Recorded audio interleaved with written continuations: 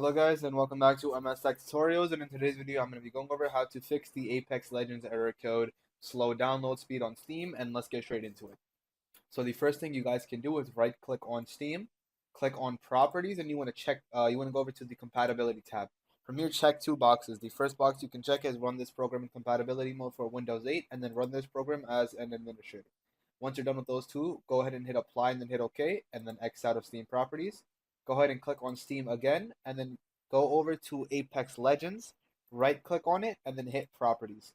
From here, go over to installed files and then click verify integrity of game files.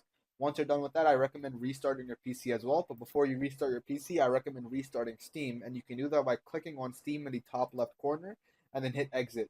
And what this basically does is that also as well as it like restart Steam and also update Steam as well. So if there are any updates, it will install that as well. And once you're done with all of that, you should be good to go, and that should fix the issue. So yeah, that is it for the video. Thank you guys for watching. Make sure to give the video a thumbs up, subscribe to the channel, and have a great day.